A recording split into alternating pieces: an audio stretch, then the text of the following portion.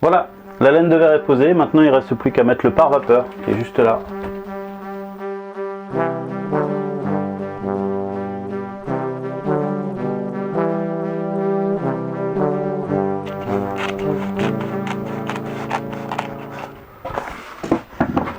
Alors la pose du pare-vapeur, c'est vraiment la chose que j'ai découverte, la moins évidente qui doit exister.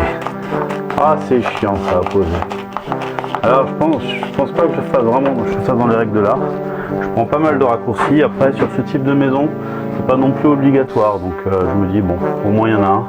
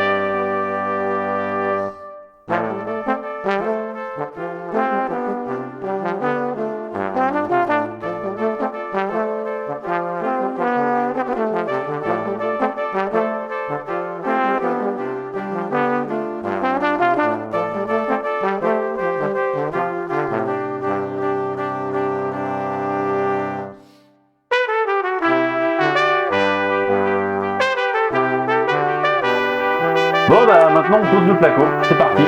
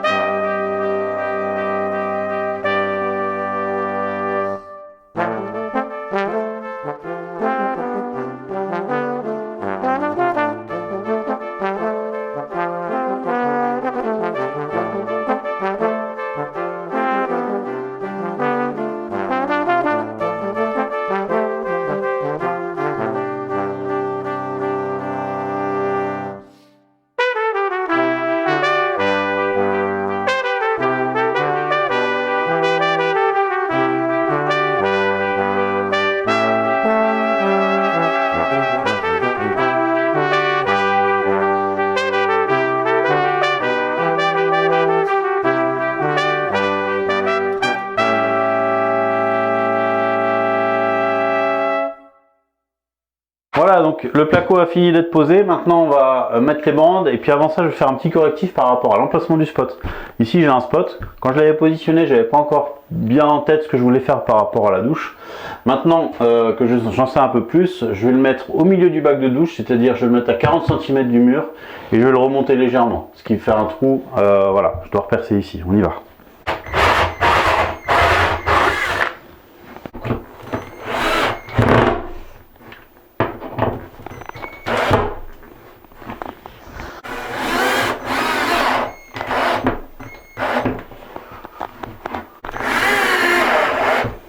Voilà, donc on est parti à faire les bandes. Juste une petite précision, je suis pas professionnel, hein, je suis amateur, donc c'est pas parfait. Ce que je vous donne, ce que je vous dis, ce n'est pas à prendre forcément pour argent comptant. Je vous donne juste ma façon de faire, la façon dont je m'y prends, en fonction de ce que j'ai pu apprendre sur le net et aussi à travers la rénovation de ma maison, parce que bah, plus on en fait, plus on apprend à en faire.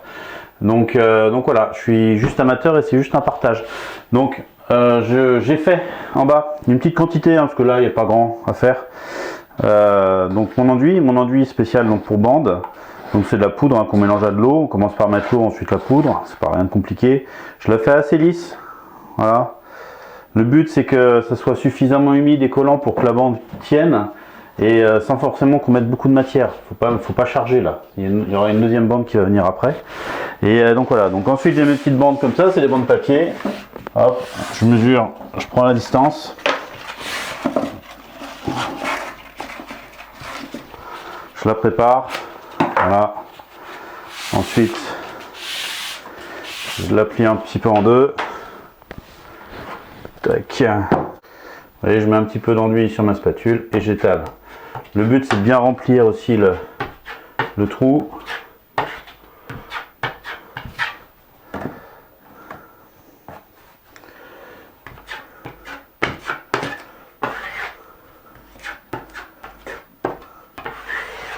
Tac.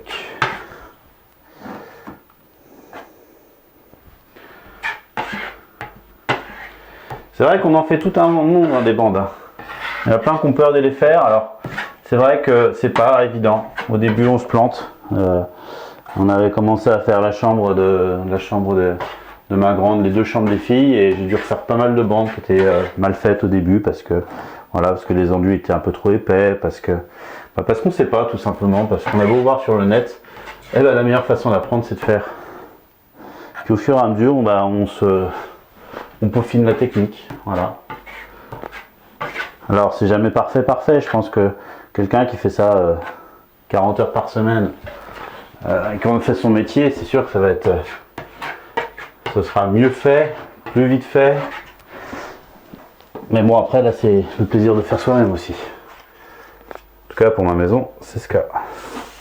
Ensuite je positionne la bande. Vous voyez là. Donc en fait, l'angle avec mon doigt, j'essaye de bien repérer entre deux plaques. Voilà. Bien sûr, on n'attend pas que l'enduit sèche, On part du haut.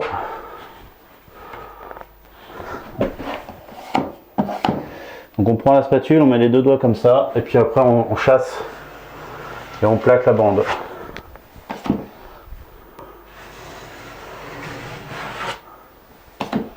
Voilà.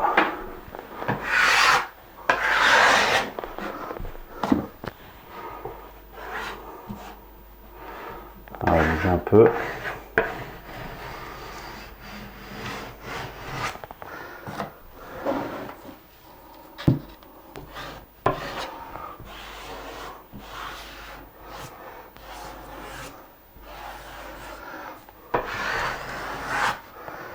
Bon, est-ce qu'elle est bien? J'ai fait mieux.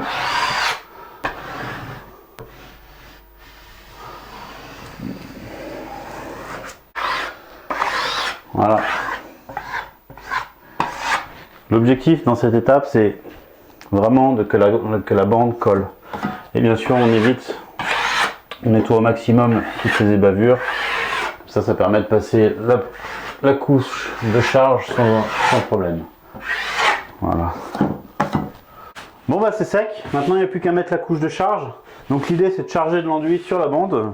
Donc pour ça moi je vais utiliser ce type de platoir qui est un platoir qui est légèrement incurvé au milieu, qui permet voilà, de bien remplir et de bien recouvrir la bande.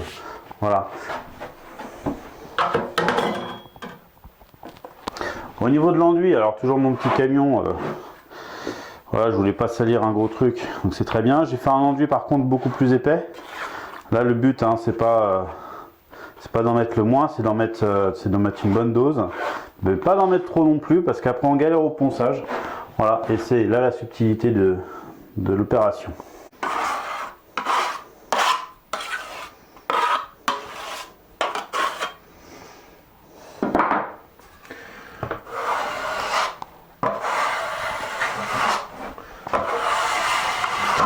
Par contre alors dans les angles, comment on fait avec ça? Eh ben on fait pas. On reprend le petit platoir, le petit couteau, puis on garnit comme ça. Voilà.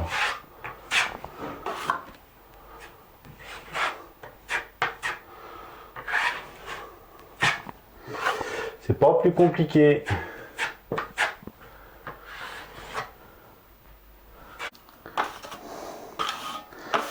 Bon bah je vais avoir là, j'ai comme l'impression que je vais avoir fait trop d'enduit. Vous savez, on met l'eau un petit peu au pif, ensuite on met la poudre. Après on se dit bah c'est pas assez épais donc on met de la poudre. C'est trop épais, on met de l'eau. Et puis après c'est pas assez épais, on met un petit peu de poudre. En fait c'est exactement à table le même problème entre le vin et le fromage. Voilà. Et du coup, j'en ai trop.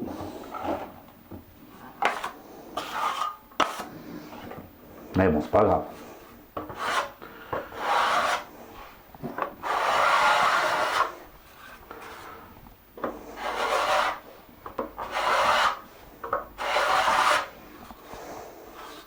Voilà, donc les enduits sont secs. Maintenant, on va passer un petit coup de ponceuse histoire de lisser tout ça. Pour ça, je vais juste utiliser ma petite ponceuse manuelle. J'ai mis un grain 180.